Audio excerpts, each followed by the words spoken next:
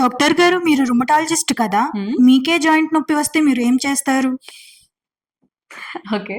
So as a rheumatologist నాకే కనుక joint pain వస్తే నేనేం చేస్తాను అనేది ఈ వీడియోలో డీటెయిల్గా చెప్తాను. సో ఫస్ట్ ముందుగా నేను ఈ విషయాలు తెలుసుకుంటాను. 1, నొప్పి ఏ టైంలో వస్తుంది అనేది గమనిస్తాను.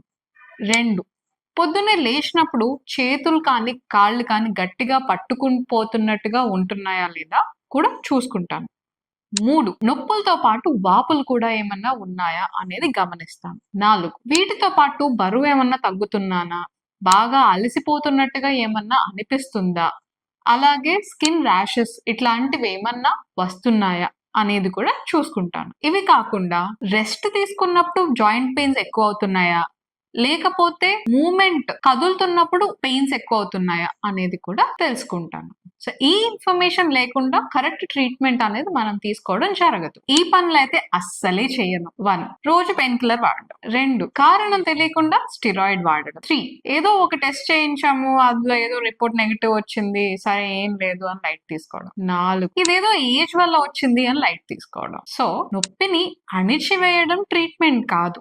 నెక్స్ట్, ట్రీట్మెంట్ తీసుకునే ముందు అసలు ఇది ప్రాబ్లం ఏ టైప్ అనేది తెలుసుకోవడానికి మరికొన్ని క్వశ్చన్స్ అడుగుతాను. ఇది ఇన్ఫ్లమేటరీ టైపా లేకపోతే డీజనరేటివ్ టైపా అనేది తెలుసుకోవడానికి ట్రై చేస్తాను. సెకండ్, కావాల్సిన బ్లడ్ టెస్ట్ చేసి అది ఏ రకమైన ఆర్థరైటిస్ అనేది ఐడియా తెచ్చుకుంటాను. దెన్ అది ఏ రకమైన ఆర్థరైటిస్, ఇన్ఫ్లమేటరీ అయితే దానికి తగ్గట్టుగా డిసీజ్ మోడిఫైయింగ్ మెడికేషన్స్ తీసుకోవడం కానీ, డీజనరేటివ్ అయితే దానికి తగ్గట్టుగా కార్టిలేజ్ ఇంప్రూవ్ చేసుకునేలాగా మెడిసిన్స్ తీసుకోవడం చేస్తాను. తర్వాత రీహాబిలిటేషన్ అంటే మన జాయింట్ స్ట్రెంగ్త్ ని, మజిల్ స్ట్రెంగ్త్ ని, బోన్ స్ట్రెంగ్త్ ని మూడింటిని ఇంప్రూవ్ చేసుకునేలాగా లైఫ్ స్టైల్లో చేంజెస్ తీసుకొచ్చుకుంటాను.